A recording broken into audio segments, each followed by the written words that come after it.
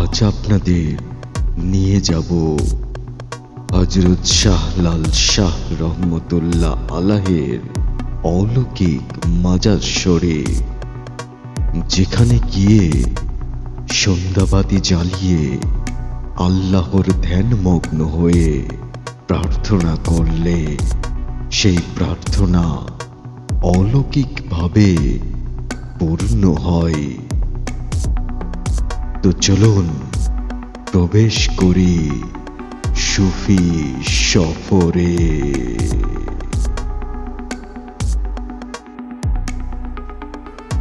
আমাদের গন্তব্যস্থলটি হচ্ছে গাজীপুরের খাজেখানি গ্রামের গোসিঙ্গা শ্রীপুরে অবস্থিত হযরত শাহ লাল শাহ রহমতুল্লাহ আলাইহির মাজার শরীফ। আমার কিছু খাস শিষ্যদের নিয়ে আমি বরাবরের মতো একেবারে সাধারণ যাতায়াত ব্যবস্থা অবলম্বন করে অগ্রসর হলাম আমাদের কাঙ্ক্ষিত গন্তব্যে। আমার এই সাধারণ যাতায়াত ব্যবস্থা অবলম্বন করার কারণটি হচ্ছে, আগের সকল অলিয়া উলিয়ারা এত শক্তিধর এবং রাজবংশের হয়েও তারা ফকিরের ভেষে সাধারণ যাতায়াত ব্যবস্থা অবলম্বন করতেন এবং এভাবেই সুফি সফরের যাত্রাকালটিও বড়ই রহস্যপূর্ণ এবং রোমাঞ্চকর হয়ে ওঠে।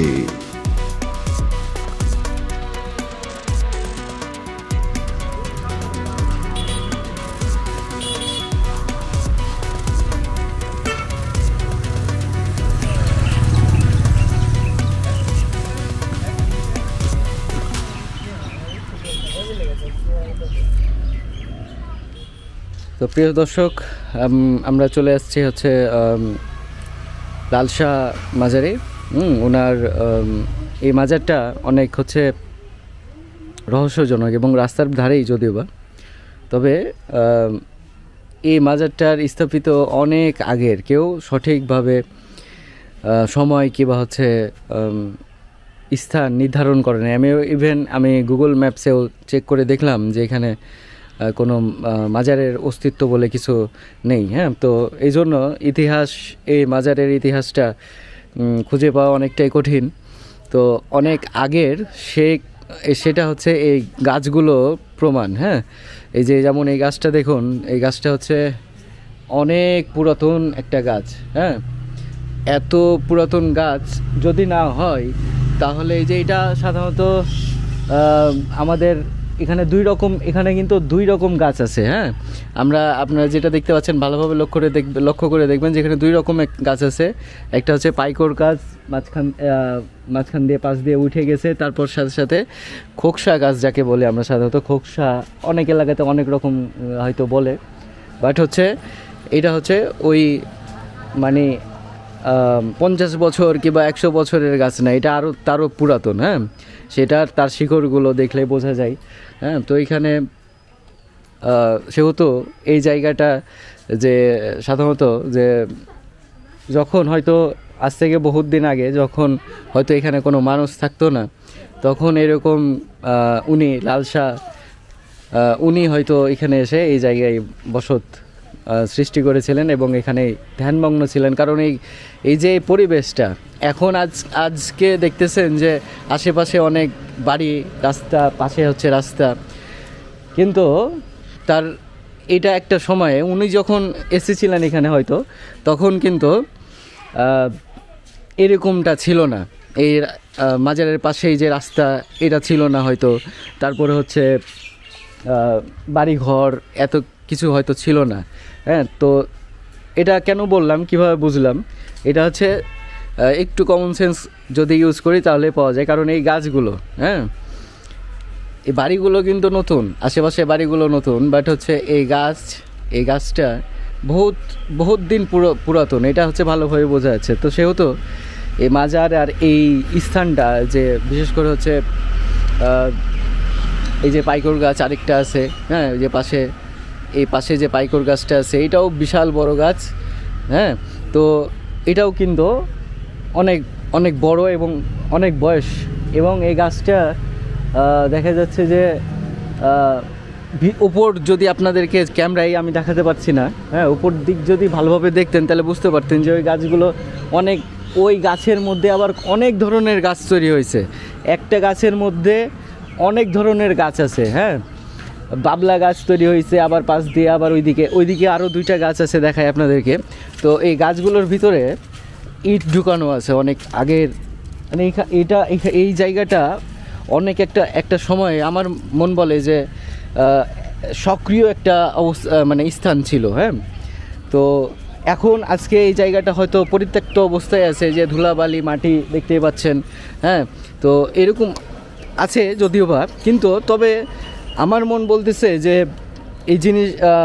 এই জায়গাটা অনেক একটা মানে অনেক বহুত দিন আগের যখন এই জায়গাটা ছিল তখন এই জায়গাটা অনেক সক্রিয় এবং হচ্ছে জাগ্রত জায়গা ছিল। যদিও বা জাগ্রত আমরা মনে করি যে অনেকজন মানুষ থাকবে, ঠিক আছে, এরকম, কিন্তু এরকমটা না আসলে, হ্যাঁ।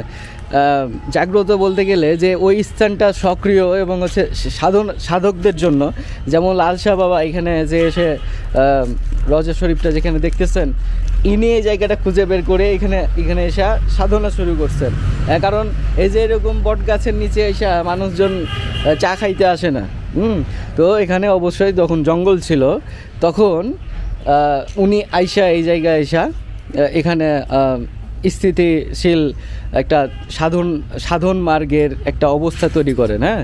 আজকে এখানে রজা শরীফ হয়েছে, হ্যাঁ, কিন্তু যখন উনি এসেছিলেন তখনকার কথা আমি বলি এটা। আর এই মাজারের স্থানীয়দের কাছে অনেকজনে জিজ্ঞেস করলাম, এই মাজারের কেউ মানে বয়স বলতে পারতেছে না, ঠিক যে বলে যে দাদাদের আমল থেকে, তার আগের আমল থেকে দেখতেছি, হ্যাঁ। তো এই জন্যই কেন বলতে পারি না, এই যে কারণটা। তো আমি যেটা দেখলাম বুঝলাম যে এই যে গাছ, তারপর গাছের ভিতরে অনেকগুলো ইট, এবং ইটগুলো অনেক আগের, যে ইটগুলো হচ্ছে ব্রিটিশ আমলের ইট, এই ইটগুলো বাংলাদেশের সময় না, হ্যাঁ। তো ব্রিটিশের সময়ে এই গাছটাতে ইটগুলো ঢুকানো হয়েছিল। আজকে তো তাহলে ব্রিটিশের আমলে যদি গাছগুলো ঢুকানো হয়ে থাকে তাহলে আরও কত বছরের আগের গাছ অবশ্যই, তো তাহলে এই জায়গার মানে আদি বলা যায় অনেক আগের, হ্যাঁ। তো এখন বিষয় হচ্ছে যে ইনার বিষয়ে যে মানে উনার তরিকা এবং হচ্ছে ওনার বংশধর, এই জিনিসগুলো একটু আমি ঘুরে ফিরে খোঁজ খবর নিই, তারপরে যদি হয় তাহলে তো আপনারা সামনে দেখতে পাবেন। হযরত শাহলাল শাহ রহমতুল্লাহ আলাইহি ছিলেন বাংলাদেশে আগত 360 অলিদের মধ্যে একজন। তিনি হযরত শাহজালাল রহমতুল্লাহ আলাইহির আদেশে গাজীপুরে ধর্মান্ধবাদে নিপীড়িত মানুষদের রক্ষার জন্য এবং শান্তির ধর্ম ইসলামের বার্তা পৌঁছে দেওয়ার জন্য এত দূর এসেছিলেন।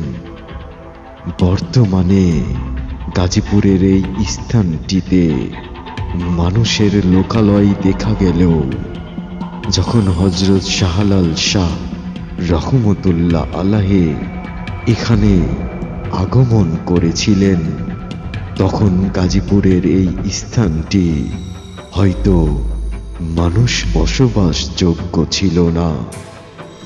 তখন হয়তো গহীন গজারি বনের জঙ্গল ছিল এই স্থানটি, এবং হয়তো হযরত শাহলাল শাহ রহমতুল্লাহ আলাইহি জঙ্গলের ভূত পিশাচের সাথে লড়ে এবং পথভ্রষ্ট তান্ত্রিকদের জাদুটোনাকে পরাজিত করে নিপীড়িত মানুষদের রক্ষা করেছিলেন এবং এই স্থানটিকে মানুষের বসবাস করার যোগ্য করে তুলেছিলেন।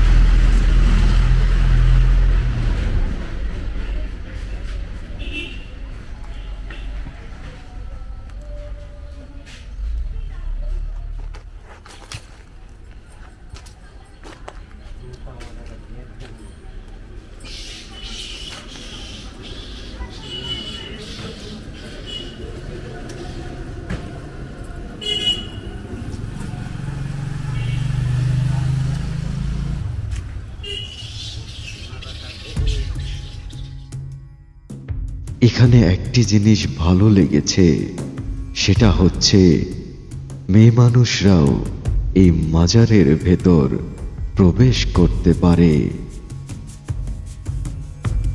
এজন্য আমি আমার খাস মেয়ে শিষ্যদের এই সুযোগটি কাজে লাগাতে বলেছিলাম এবং ওরা একটু ধ্যানমগ্ন হয়েছিল পবিত্র রওজার সামনে।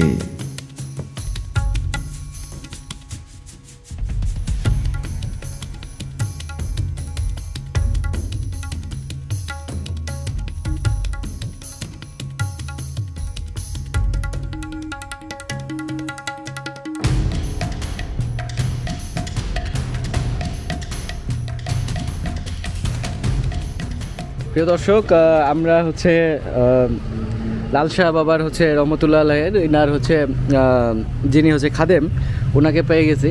উনি আসছেন, তো উনার মুখে কিছু ইনফরমেশন, বাবার যে ইনফরমেশনগুলো আছে কিছু, এগুলো হচ্ছে শুনে দেখব। তো চলুন আমরা শোনার চেষ্টা করি এবং ওনার নাম পরিচয় জেনে নিই। আসসালামু আলাইকুম। ওয়ালাইকুম সালাম। আসসালামু আলাইকুম। একটু জোরে। নাম শাহ আলম। আচ্ছা, আমার দাদা, আব্বা, আচ্ছা আচ্ছা, দাদি তারা এটা সেবা যত্ন করতো। আচ্ছা আচ্ছা, আমি মোটামুটি অনেকদিন প্রায় 20 বছর ধরে আমি সেবা যত্ন করি। আচ্ছা আচ্ছা আচ্ছা। উনি আসছে ইসলাম ধর্ম প্রচারের জন্য। আচ্ছা আচ্ছা, উনি হয়েছে। আচ্ছা, কোথা থেকে এসেছেন উনি? উনি আরব কান্ট্রি থেকে আসছেন। আরব থেকে এসেছেন। আচ্ছা আচ্ছা আচ্ছা। ওনার তাহলে পূর্ণ নামটা কি? হযরত শাহলাল শাহ। আচ্ছা, হযরত শাহলাল শাহ। শাহলাল শাহ। আচ্ছা, রহমতুল্লাহ আলাইহি।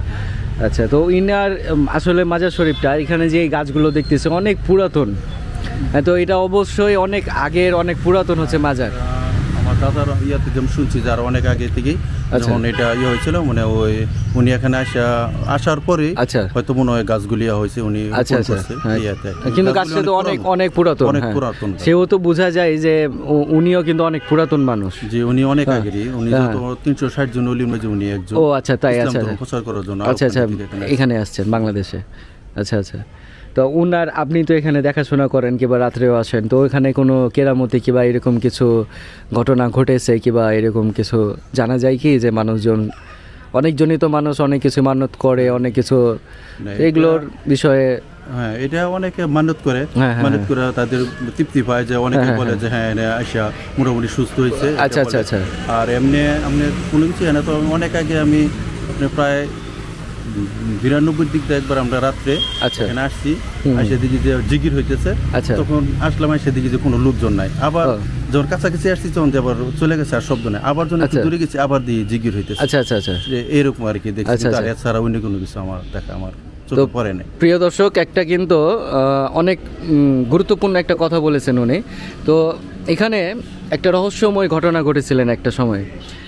উনি সাধারণত জিকিরের শব্দ শুনতে পান, এখানে জিকিরের শব্দ শুনতে পান, এবং তার সাথে সাথে ওনারা অনেকজন মিলে এখানে আসেন।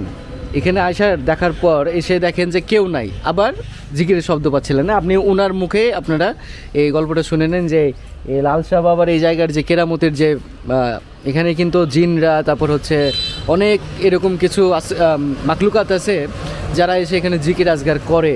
এই যে পীর ওলি আউলিয়াদের মাজারে জিনরাও যে হচ্ছে জিকির আজগার করে, ইবাদত করে, এটা তার প্রমাণ হচ্ছে উনি নিজেই। হ্যাঁ, উনি কিন্তু আপনি একটু আপনার ভাষায় বলবেন। প্রায় 12:30টার দিক দিয়ে আমি এখানে আসছিলাম, আমরা ওই বাড়িতে চলে যেতাম ছিলাম, তখন দেখি যে এখানে জিকির হইতেছে। পরে আসছি, আসে দেখি যে আর নাই। পরে আবার যখন আমরা চলে গেছি, একটু দূরে গেছি, তখন আবার দেখি যে আবার জিকির হইতেছে। আচ্ছা আচ্ছা, দেখছি আর কি, এটুকু আমার দেখা। আচ্ছা আচ্ছা। আবার আরেকদিন ইয়া ছিল, একটা লোক আসছিল, মাইকিমের সময় আমি বাতি দিই, তখন আসে দিই যে একটু দেরি হয়েছিল, তখন বলে যে এত দেরি করে আসছিস কে? তখন আমি পিছনে দাঁড়িয়ে রয়েছি, তখন উনি একটা বাতি ধরাইয়া অল্প কিছুক্ষণ, কিন্তু আবার পিছনে একটা ভয় পাইস না কয়া, পিছনের দিকে চাইছি, তখন সামনে চাই আর উনি আর নাই। এইটুকু দেখা, এছাড়া আর এমনি আর কিছু দেখি নাই এখানে।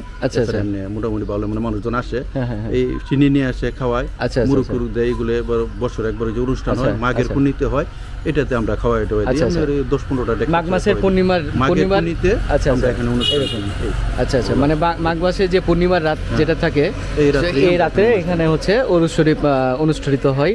এবং এখানের যেই মাজারের যেই অবস্থাটা, এটা হচ্ছে আসলে সরকার নিয়ন্ত্রণে নাই, আর গরিব মানুষরা এসে যেটুক দেয় এরকম দিয়ে চলে। তো এখানে যদি একটু অনুদান দেওয়ার যদি চেষ্টা করা যেত, মানুষজন যদি দিত, তাহলে আজকে এই বাজারটা আর একটু সুন্দর থাকতো হয়তো। হ্যাঁ, তো এই জন্য সরকার এবং হচ্ছে যারা হৃদয়বান মানুষ আছে তাদের দৃষ্টি আকর্ষণ করছি যে তারা যেন অন্তত গেটটা, আর আমি চাই না যে গাছগুলো কেটে ফেলুক, হ্যাঁ, আমি চাই যে একটু পরিষ্কার থাকুক, পরিষ্কার পরিচ্ছন্ন থাকুক।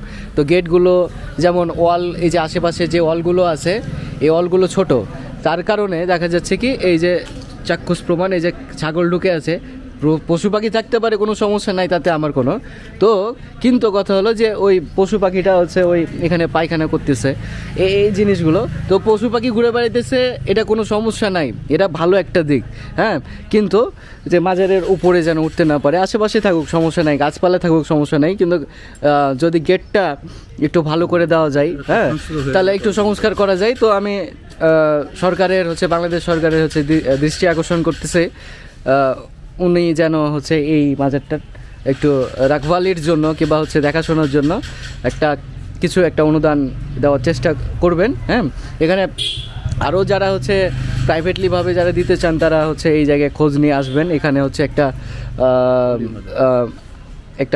আছে, কফির দোকান আছে একটা পাশেই, আপনার ঠিকানা আমি দিয়ে দেবো এখানকার। ওনাকে ফোন দিলে ফোন নাম্বার, তারপরে ওনার খাদেমের ফোন নাম্বার হয়তো আমি ভিডিওর ডিসক্রিপশন বক্সে দিয়ে দেবো। তো ওনার সাথে কথা বলে এই জায়গাটা যদি আপনাদের চান যে সংস্কারের, তাহলে হচ্ছে আপনারা এসে সংস্কার করার জন্য অনুদান দিতে পারেন। হ্যাঁ, তো এখানে যেটা বলছিলাম যে এখানে আসলে যখন আপনি ওই যে দেখলেন সেদিন যে জিনের যে ব্যাপারটা, যে সেগুলো তো আসলে জিন না হলে এটা সাধারণত ফেরেশতা এরকমই হয়। তো উনি কিন্তু কি হয়েছে যে সন্ধ্যার একটু মাগরিবের আজানের অনেক পরে এসছেন, হ্যাঁ, একটু পরে 10-15 মিনিট পরে আসছেন। হ্যাঁ, তো এসে দেখেন যে একজন, তো উনি একটু ধমক মেরে বলে যে এত দেরি করে আসলি কেন, দিয়ে তারপর আগরবাতি উনি কিন্তু ধরান, এবং ধরিয়ে তারপরে পিছন দিকে ঘুরে তাকিয়ে দেখে উনি কিন্তু নাই, যে যিনি ধমক মেরে ওই কথাটা বলছে। তো এই যে এগুলো হচ্ছে আসলে এগুলো পথে অনেকজন অবিশ্বাস করতে পারে এই কাহিনিগুলো, কিন্তু আসলে এই জায়গাগুলোতে এই পথে একবার চলে দেখতে হবে, তাহলেই এই জিনিসগুলো দেখতে পাওয়া যায়। হ্যাঁ, যেমন মানুষের শরীরের মধ্যে ভাইরাস ব্যাকটেরিয়া থাকে, এটা কিন্তু ডাক্তাররা দেখতে পায়, আপনি দেখতে পাবেন না। হ্যাঁ, তো ডাক্তাররা যখন এটা নিয়ে গবেষণা করেছে, পড়াশোনা করেছে, তখনই কিন্তু তিনি এই জিনিসগুলো নিয়ে দেখতে পায়। হ্যাঁ, তো তেমনই উনি যেমন খাদেম, উনি কিন্তু সন্ধ্যাবেলা আসে, রাত্রেবেলা আসে, যখন খুশি তখন আসে এই জায়গায়। তো ইনি কিন্তু এই জিনিসগুলো দৃশ্যমান এগুলো দেখতে পাবেন। হ্যাঁ, আপনারা এই যে মোবাইলে ভিডিও দেখতেছেন না, ইউটিউবে, আপনারা দেখতে পাবেন না। হ্যাঁ, আপনারা এই জায়গাগুলোতে আসলে না দেখতে পাবেন, কিন্তু একা আসতে হবে, কারণ আল্লাহ তাআলা বলেছে ইবাদত গৃহে ইবাদত করতে যাও, কিন্তু একা হয়ে আসো, তাহলে হয়তো তোমাকে দেখা দিতে পারি। হ্যাঁ, তো যাই হোক, তো ওনার মুখে তো শুনলেন যে এরকম। তো উনিও কিন্তু আসলে সঠিক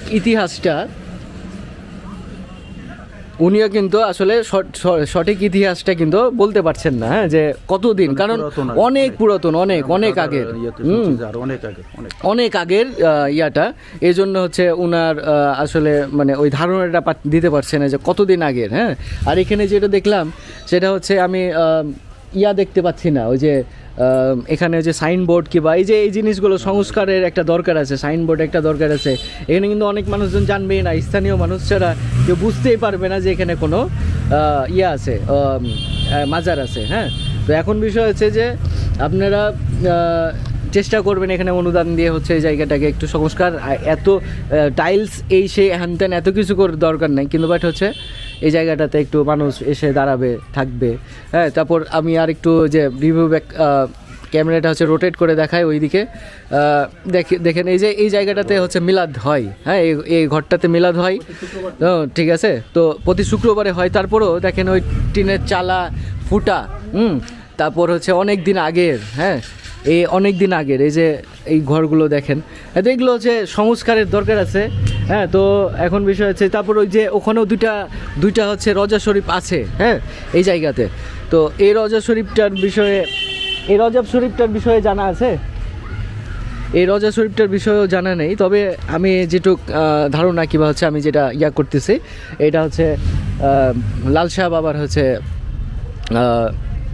উনি হইতে পারে ওই যে খাদেম, হ্যাঁ, ভক্তগণ কিংবা হচ্ছে খাদেম, এরকম হইতে পারে। হ্যাঁ, তো অনেক আগের, হ্যাঁ, এরকমটা।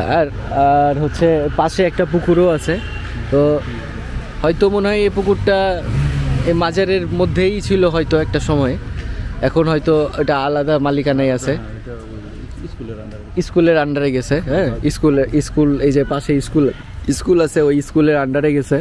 হ্যাঁ, তো যাই হোক, পরিবেশটা তো দেখতেছেন, হ্যাঁ, যে ভালোই, কিন্তু একটু সংস্কারের দরকার আছে এই জায়গাটা, তাহলে হচ্ছে ইনশাল্লাহ আল্লাহর রহমতে দেখা যাচ্ছে যে জায়গাটা সুন্দরভাবে এখানে মানুষজন এসে ইবাদত বন্দেগি, হ্যাঁ, তাদের এই জিনিসগুলো করতে পারে। হ্যাঁ, এইগুলো হচ্ছে মানে ইটগুলো যেগুলো ছোট ছোট, এগুলো কিন্তু ব্রিটিশ আমলের ইট, এই যে চাপড়া যে ইটগুলি, এগুলি কিন্তু এখন ইট হচ্ছে কি আপনার ওইটা আমি খেয়াল করছি যে এই যে ইটটা, এটা কিন্তু ব্রিটিশ আমলের ইট। অনেক আগে। এই যে আমি যেটা উনি বললো ওই জিনিসটা একটু দেখাই। হ্যাঁ, যে এই যে ইটগুলো কিন্তু ব্রিটিশ আমলের ইট। হ্যাঁ, অনেক আগের। হ্যাঁ, এই যে ইটগুলো কিন্তু ব্রিটিশ আমলের ইট, আর গাছের ফাঁকে ফাঁকে কিন্তু রাখা, হ্যাঁ, সব। আর গাছগুলো, হ্যাঁ, গাছ হয়েছে। হ্যাঁ, তো বাউন্ডারিতে হচ্ছে গাছগুলো হয়েছে। হ্যাঁ, তার মানে গাছগুলোর আগে বাউন্ডারিটা ছিল, মানে এই যে এটা প্রাসাদের মতো ছিল কিংবা একটা এখন ধ্বংসস্তূপের মতো হয়ে গেছে যদিও বা, বাট হচ্ছে এটা যখন দেখা যায় আমরা এখানে যখন মানুষজন ছিল না, তখন কিন্তু এই জায়গাতে প্রাসাদ ছিল, কিন্তু তারপরে হচ্ছে এই গাছগুলো হয়েছে। এটা কিন্তু উনি যে খাদেম যে কথাটা বললো, এটা কিন্তু খুব যুক্তিসঙ্গত কথা, কারণ আগে ওয়াল ছিল, তার উপরে বট গাছ হয়েছে, এবং বট গাছগুলো তখন এই ওয়ালের ভিতর দিয়ে ঢুকে এই যেভাবে বড় হয়েছে। তাহলে গাছগুলো যদি এত বয়সের হয়, তাহলে এই প্রাসাদটা কত বছর আগের? অনেক আগের। তাহলে দর্শক চেষ্টা করবেন এখানে এসে হচ্ছে ওনার ওলির, হ্যাঁ, আসবেন, জিয়ারত করতে পারেন। মিলাদ মাহফিলও হবে, কিন্তু আসলে প্রতি শুক্রবার রাত্রেবেলা হয়, কিন্তু আসলে পরিবেশটা ওরকম নাই, এই জন্য এরকমটা। হ্যাঁ, তো ইনশাল্লাহ দেখা যাচ্ছে গ্রামের ভিতরেও হোক, আমাদের কাজটা হচ্ছে এরকমটাই, যে আমরা এরকম জায়গাগুলো যেগুলো হচ্ছে অনেক যারা হচ্ছে অনেক বড় মাপের হচ্ছে সুফি ছিলেন, এবং বড় মাপ বলে না, সুফি তারা। হ্যাঁ, তো যারা ইসলাম প্রচার করতে, যারা এই যে এরকম জীবন ত্যাগ করে কোথা থেকে কোথায় এসে যে রওজা শরীফ করছে, তো কিন্তু মানুষ চিনে না কিংবা এরকম অবহেলিত অবস্থায় আছে, তাদের এই জায়গাগুলো খুঁজে আমরা চেষ্টা করতেছি আপনাদের কাছে পৌঁছে দেওয়ার জন্য। আপনারা এসে এই জিনিসগুলো, আপনাদের খরচ করার দরকার নাই, আপনারা চেষ্টা করতে পারেন আইসা এই জায়গায় বসে দেখা যাচ্ছে যে করতে, আপনারা এসে দোয়া দরুদ করলেন, এই জিনিসগুলো করতে পারেন। হ্যাঁ, তো এখন বিষয় হচ্ছে যে এখন আপনারা যদি কোনো অনুদান কিংবা এই টাইপের জিনিসগুলো করতে চান, তাহলে হচ্ছে ওনার সাথে যোগাযোগ করবেন। উনি অবশ্যই এখানে এসে ফোন দিতে পারেন, ফোন নাম্বার দিয়ে রাখবো এখানে ভিডিও লিঙ্কে। হ্যাঁ, ওনার সাথে যোগাযোগ করে আপনারা, এবং এখানে কি কমিটি আছে কোনো এই মাজারের? কমিটি আছে না? তো কমিটির সাথে কথাবার্তা বলে আপনারা যদি বড় ধরনের কিছু করতে চান তাহলে করবেন। তবে এখানে আমি মনে করি যে একটা পরিবেশটা, এই যে দেখছেন তো যে একটু আগে মোটরসাইকেলের আওয়াজ, যেহেতু রোডের পাশেই, কিন্তু আসলে এই জায়গাটা একটু ঘেরা হইলে, মানে এই গাছগুলো কাটার দরকার নেই, কিন্তু দরকার নেই। হ্যাঁ, কিন্তু কথা হলো যে যদি একটু চারপাশ যদি ঘেরা থাকে, তাহলে হচ্ছে এখানে বসে একটা মানুষ জিকির আজগার কিংবা ধ্যানমগ্ন হইতে পারে, তাহলে কিন্তু খুব একটা ভালো আমেজ পাবে। আমি এটা এই জায়গায় এসে আমি ঢোকার পরে আমি বুঝতে পেরেছি, একটা পজিটিভ ভাইব্রেশন পেয়েছি। হ্যাঁ, তো এখানে ধ্যানমগ্ন হওয়ার পরিবেশটা এখন নেই। তো ইনশাল্লাহ আপনারা এটা একটু সজাগ দৃষ্টিতে দেখবেন, যে যেন এই জায়গাটা সংস্কার হয়ে যায়। তো যেই গল্পটা শুনলেন যে এখানে কিন্তু অনেকজন অনেক রকম বলছে, অনেক সাধারণ মানুষ অনেক কিছু বলছে যে এখানে অনেক কিছু নিয়াত করলে পূর্ণ হয়, এই করে সেই করে, এগুলো বলছে, শুনছি গল্প। হ্যাঁ, তারপর উনিও বললেন, খাদেমে বললেন। তো এগুলো তো কমন ব্যাপার, আল্লাহর ওলি যেখানে শুয়ে আছেন এই জিনিসগুলো হবে, এগুলো আমরা ভালোভাবে জানি। যারা প্রেমিক তারা জানে, যারা অপ্রেমিক তারা জানে না, তারা পরে বুঝতে পারে। হ্যাঁ, তো যাই হোক, কিন্তু এখানের যেই মেডিটেশনের যে ব্যাপারটা, আমি বরাবরই আপনাদেরকে বলে মেডিটেশন, ধ্যান কিংবা জিকির যে ফাইজগুলো এই জায়গায় সুন্দর একটা পাওয়া যাচ্ছে, এটা আমি অনুভব করতে পারতেছি। এবং গাছগুলো একটা আসনের মানে গাছগুলো কিন্তু একটা আসনের মতো। হ্যাঁ, তো আমার মতে যে লালশাহ বাবা কিন্তু এই গাছগুলোতে বসে ধ্যানমগ্ন হতেন, গাছে হেলানা দিয়ে ধ্যানমগ্ন হতেন। হ্যাঁ, এই গাছগুলো কিন্তু আসলে ওরকমটাই হয়ে আছে। হ্যাঁ, পাইগর গাছ, তারপর খোকসা গাছ, অনেক গাছ পাওয়া যায়, বট গাছ অনেক দেখতে পাওয়া যায়। কিন্তু যারা এই মানে এরকম যারা ওলিয়া আছেন, উনাদের ওই জায়গার যে রজা শরীফের যে আশেপাশের গাছগুলো হয় একটু ভিন্ন ধর্মী হয়। একটু খেয়াল করলে দেখলে আপনারা দেখতে পাবেন এই গাছগুলো একটু ভিন্ন টাইপের হয়। তো যাই হোক, আর একটু ঘুরে আপনাদেরকে দেখাই, তারপরে হচ্ছে আজকের এই সফরটা এখানে সমাপ্ত করব। অনুদান দিছে বলতে আমাদের কালীগঞ্জের শামসুদ্দিন পাগলা উনি ছিলেন, এখানে আসছিল অনেকদিন, প্রায় 1 বছরের মতো। আচ্ছা আচ্ছা, উনি মারা গেছেন 1 বছর হয়েছে। আচ্ছা আচ্ছা, তো এর আগে উনি যখন আসতে এখানে, উনি এসে এখানে কিছু কবজ দিতেন। আচ্ছা আচ্ছা, কবজেতে আপনার ওই কিছু মেয়েরা আসছিল, তাদের সন্তান হয় না। আচ্ছা আচ্ছা, আবার অনেকে আসছিল তার বিয়ে হয় না। আচ্ছা, ওই তারা বলছে যদি আমার কোনো পয়সা করি লাগবো না, যদি এখানে তোমরা একটা মনে একটা মান্যত করো যে আমার যদি বিবাহ হয় তাহলে আমি এখানে কিছু দিব। আচ্ছা, তখন ওই বিবাহ হয়েছে অনেকের 4-5 জনের মতো বিবাহ হয়েছে। তারা একজন একটা পিলার করে দিচ্ছে, 4টা পিলার 4 জনে দিচ্ছে। আবার অনেকের সন্তান হয় না, 2টা মেয়ে লোকের সন্তান হয়েছে, তারা আবার ওই জামের ওই এদিকে ডালাইটা করে দিচ্ছে, ফ্লোরের যে ডালাইটা। আচ্ছা, ফ্লোরের যে ঢালাইটা, এই যে এটা যে ডালাইটা অর্ধেকটা ঢালাই। আচ্ছা আচ্ছা, এইগুলো করে দিছে। হ্যাঁ, আচ্ছা আচ্ছা, করে দিচ্ছে। উনি ওনার হাত দিয়ে এখানে 1 লক্ষ টাকার উপরে আচ্ছা আচ্ছা কাজ হয়েছে। 1 টাকাও নেয় নাই, শুধু হাত দিয়ে উনি কবজ মারফতে 101 টাকা নিচ্ছে। আর বাদ বাকি এনে তারা যা খুশিয়ে দিছে, এটাই এখানেই তারা কইছে যে আমার কাজজন হয়েছে, তাই আপনি কি চান বাবা, পরে কিছু না। উনি খাদেমের সাথে যোগাযোগ করে খাদেমের এনে খুশিয়ে দিয়ে যায়। তখন এখানে তারা কেউ পিলারে লেগে টাকা দিছে, মানে নিজে টাকা নেই নাই, তারাই খরচ করে পিলারে গুলো তারা করে দিয়ে গেছে। এবং ডালাই এটা ওনারা এই যারা আসছিল ভক্তগণ, ওই যে যারা মানে মানতরা করছে, তারা নিজেরাই করছে। শামসুদ্দিন বাবা উনি ছিল, উনি লগে থেকে কাজ। আচ্ছা, মানে ওনার নাম হচ্ছে শামসুদ্দিন বাবা ছিল। আচ্ছা আচ্ছা, উনি ওনার রজা শরীফটা আবার কোথায় হয়েছে? এটা হয়েছে আপনার কালীগঞ্জে ওই ইয়াতে সোল্লার মোড়। আচ্ছা আচ্ছা আচ্ছা, ওই জায়গাটা সোল্লার মোড় বলে। আচ্ছা, এখান থেকে কতক্ষণ লাগে যাইতে? এখান থেকে 1 ঘন্টার উপরে সময় লাগে।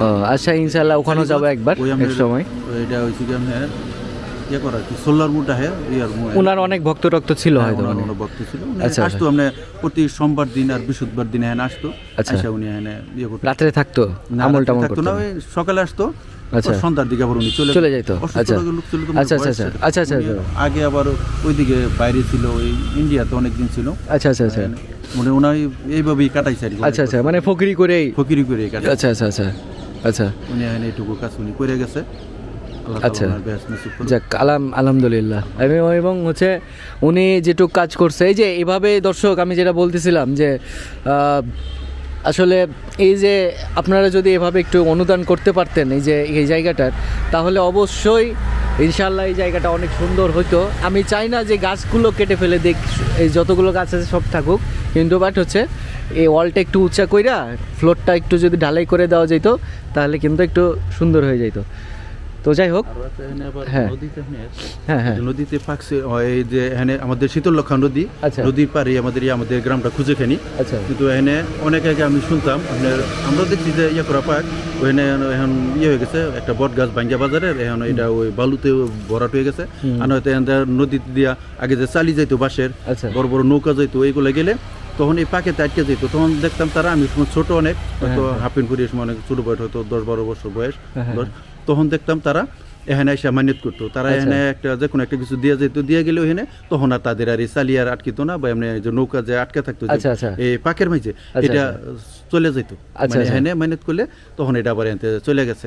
তো এই নদী শীতলক্ষা নদী কোন জায়গায়, এটা কত দূর? এটা অল্প, এই যে কাছে ধরে না এই 1000 ফিট হবে। তাহলে হাইটে গেলে নদীটা একবারে কাছে নদী। আচ্ছা, হাইটে গেলে 5-10 মিনিট লাগবে না? 5-7 মিনিট লাগবে। তো মানে এখানে নদী শীতলক্ষা নদী এটা। শীতলক্ষা নদীর পারেই হইছে কি আপনার এই ওনার এই যে হযরত শাহলাল শাহ বাবা ওনার আস্তানা। এখানে এই আমরা দেখতাম যে ছোটবেলা যে করতো আর কি, ওই আপনার আগে তো চালি যাইতো বাঁশের, চালিগুলো আটকে যাইতো, আটকে গেলে এখানে আসলে তখন আবার ওই এখানে গিয়া করলে আর চালিগুলো আর আটকিত, নৌকা আটকে থাকতো, যাইতো। তাহলে এখানে এটা একটা কেরামতি। হ্যাঁ, কেরামতি হিসেবে এটাও কেরামতি। আর আরেকটা ব্যাপার হচ্ছে যে এটা তাহলে রোজা উনার আস্তানা ওখানে ছিল, যে এর আস্তানাই উনার এখানে। আচ্ছা আচ্ছা আচ্ছা, উনার আস্তানা এখানে। কিন্তু ওই যে নদী দিয়ে পাকে ওই যে গেলে তখন অনেকে বলতো যে ওইখানে একটা মাজার আছে। আচ্ছা আচ্ছা, এখানে একটা গিয়া তোরা একটা কিছু দিয়া এই বাবার এনতে একটু। আর নদী তো তখন নদী হয়তো এরকমটা ছিল যে আশেপাশে নদী ছিল। হ্যাঁ, কারণ নদীতে এখন ছোট হয়ে গেছে আস্তে আস্তে। হ্যাঁ, কিন্তু আমার যেটুকু বলতো যে যখন আটকে জায়গা পর করে আটকিছে তোরা গিয়া ওইখানে একটা কিছু দিয়া, তখন তারা আসতো, এসে হয়তো বিস্কিট বা একটা কিছু দিয়ে পোলা মন্ত্রে খাওয়াই দিয়ে যেত, খাওয়াই গিয়ে ওইখানে গিয়ে যখন করতো ওই স্টার্ট দিলে নৌকা হইলে মানে পাকেতে যাইতো, তখন পাকে আর থাকতো না। আগে তো ছিল না, এই যে কিন্তু যে সেলু ইঞ্জিন এগুলো ছিল না, কিন্তু এখানে পাকেতে ঘুরতো। তখন এনতে গেলেই আর ওই পাখি হইতো না, তখন অটোমেটিক আবার চলে যেত। তাহলে যতক্ষণ না আইছে ততক্ষণ ওই পাকের মাঝেই ঘুরছে। এইখানে বিশাল পাক ছিল ওই নদীটাতে। মানে ওই জায়গাতে দলদলের মতো পাক ঘুরতো ওই নদীর ওই জায়গায়। তো যখন ওই আটকে যাইতো তখন অনেকে আইসা এখানে মান্যত করতো, তখন আবার ওই নৌকাটা উঠে যেত। হ্যাঁ, চলে যেত।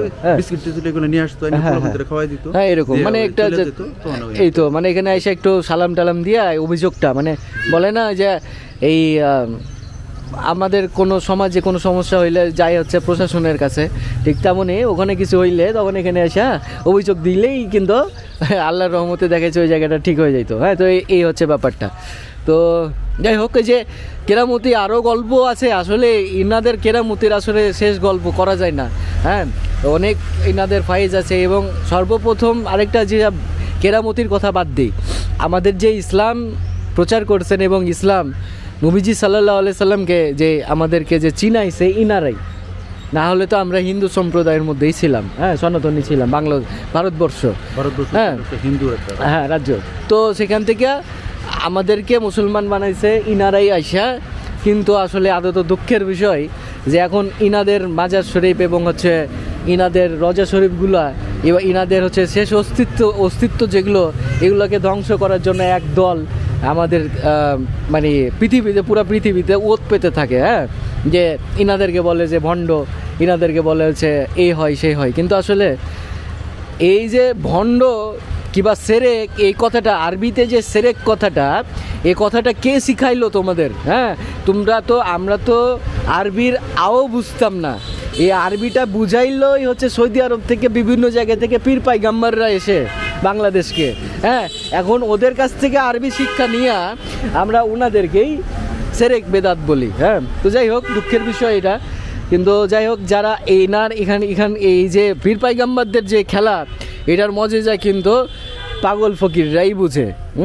তো যাই হোক, ভালো থাকবেন এবং হচ্ছে এই জায়গার জন্য অবশ্যই আপনারা কিছু করার চেষ্টা করবেন। যদি কিছু করার ক্ষমতাও না থাকে তাহলে এখানে এসে একটু বাবার সাথে দেখা করে যান, একটু দোয়া করে যান, সালাম দিয়ে যান, একটু রজা শরীফটা হচ্ছে জিয়ারত করে যাইতে পারেন। এই তো, অন্য কিছু না। অনুদান করতে হবে এটাও না, কারণ উনাদের অভাব নাই, আমাদেরই বরং অভাব। এই জন্য আমাদের এরকম করে রাখছি। হ্যাঁ, তো যাই হোক,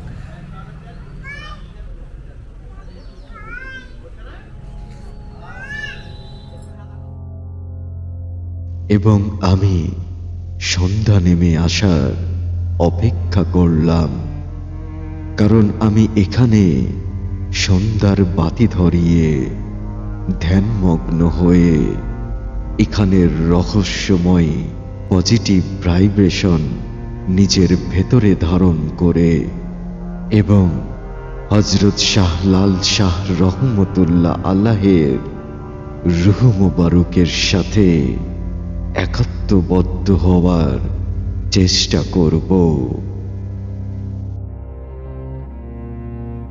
আসলে এমন পবিত্র মানবের মাজারগুলোতে নীরবে এসে এমনই ভাবে ধ্যানমগ্ন হয়ে আল্লাহর অপার লীলার রহস্যে ডুবে যেতে হয়।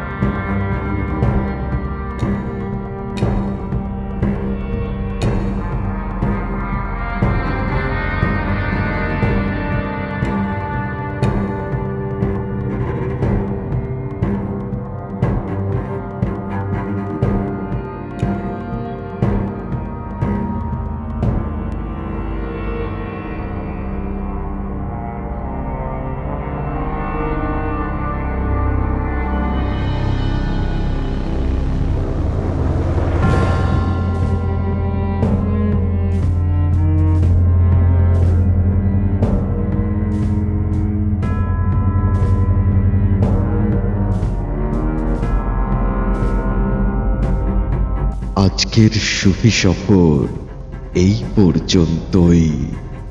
আবারও দেখা হবে নতুন কোনো সুফি সফরে। ততক্ষণ ভালো থাকবেন, প্রশান্ত মনে থাকবেন, সুস্থ থাকবেন। আপনাদের জন্য দোয়া থাকলো, আমাদের জন্য দোয়া রাখবেন। আল্লাহ হাফেজ।